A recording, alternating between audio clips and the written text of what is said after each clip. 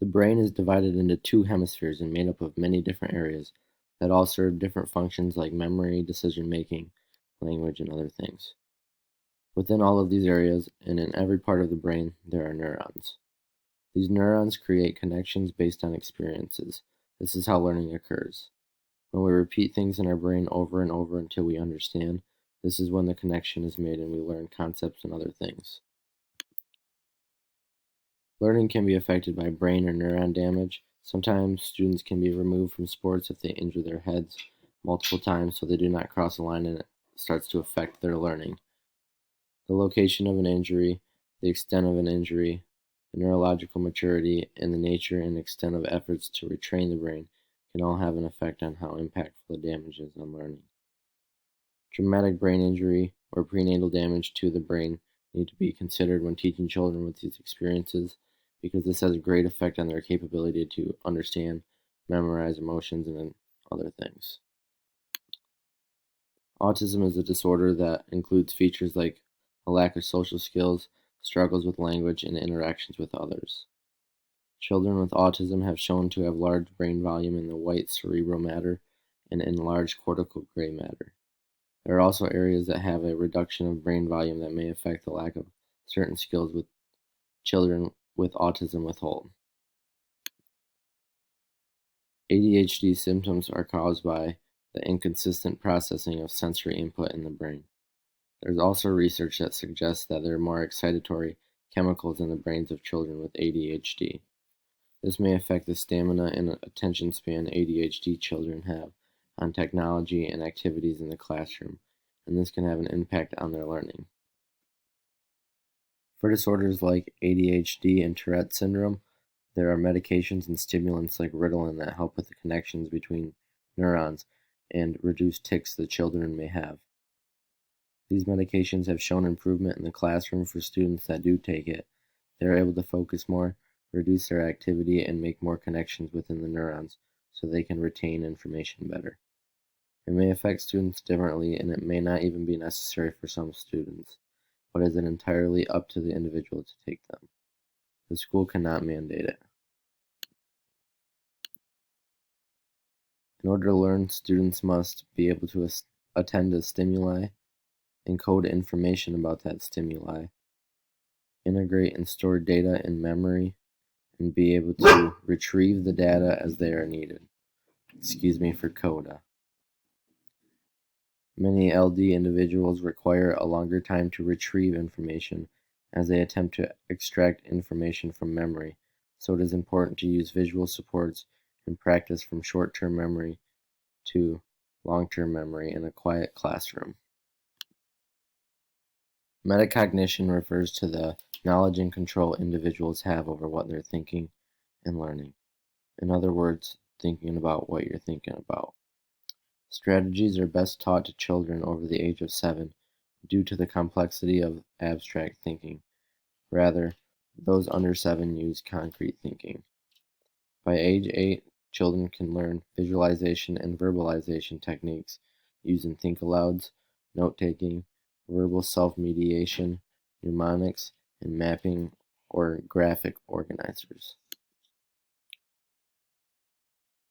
Phonological processing problems are difficulties with the way the brain processes the sound and order of language, and are often the cause of many reading and language issues. First sign of problems is delayed speech. Phonological processing occurs in the left temporal area of the brain, and one of the most effective ways to remediate phonological processing problems with reading is with explicit and repeated discussion of phonetic principles. The Multidisciplinary Evaluation Team, or MET, is a team of professionals responsible for evaluating a child suspected of having a disability. After the evaluation is complete, the Individualized Education Program, otherwise known as IEP, determines your child's eligibility based on recommendations from the MET. This includes general education teachers, counselors, principals, special education teacher, school psychologist, school social worker, and even the parent. The review of existing educational data, READ, is the review of existing evaluation data in the evaluation planning process. It is not required for a READ to be completed in a formal meeting. Members may meet individually or in small groups to review existing data in their area of expertise.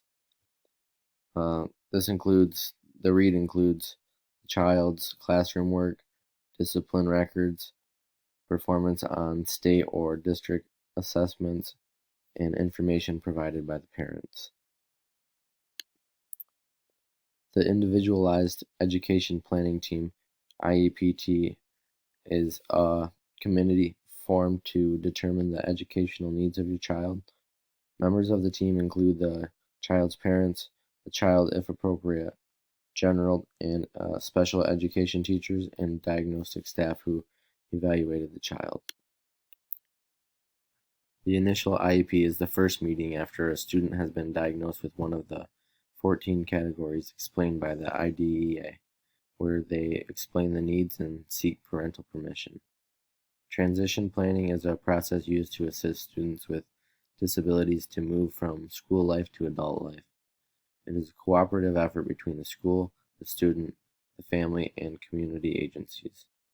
Transition planning normally begins by the age of 16. A transition plan is the section of the IEP that outlines transition goals and services for the student. The transition plan is based on the student's individual needs, strengths, skills, and interests. Each year, the IEP committee is required to review the student's existing IEP and present program. During this process, the eligibility committee will make recommendations upon review of records that will continue, change, revise, or end the student's special education program. Based on these findings, the eligibility committee will make adjustments to the IEP and recommendations to the Board of Education. Further, a student's IEP must be reviewed and revised if necessary, at least annually or more often if needed. A re-evaluation is an evaluation that happens after your child's initial evaluation. A re-evaluation isn't the same as the annual review of your child's IEP, which happens every year, nor is it just additional testing. A re-evaluation is a full-fledged look at your child's needs. There are two types of re-evaluations: the 3-year review or parental or teacher-requested re-evaluation. A manifestation determination is a process required by the IDEA, which is conducted when considering the exclusion of a student with a disability that constitutes a change of placement. If school personnel wish to impose a change of placement or suspensions amounting to more than 10 days, a manifestation determination must be conducted not later than 10 days after the disciplinary action. It's noted that a youngster with a disability isn't just going to get expelled. That's what this process is in place for. Really tough disputes about special education services for your child may wind up in due process. This is a formal process for resolving a special education dispute under the IDEA. Due process starts with a written complaint from the parent and leads up to a hearing, which is like a courtroom trial.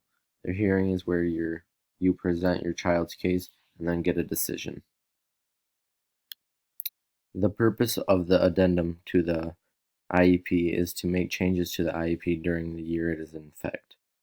A school district and the parent may modify an IEP if they both agree to do so. This form is not required. If substantial or comprehensive changes need to be made to a student's IEP, it is recommended that an IEP team meeting be convened to develop a new, complete IEP team report. Report of progress on IEP goals is in addition to the report card. Parents are to be informed of their child's progress in all goals areas. It is only necessary to report on the corresponding benchmark or objectives for that reporting period. A report of progress is required for each service provider.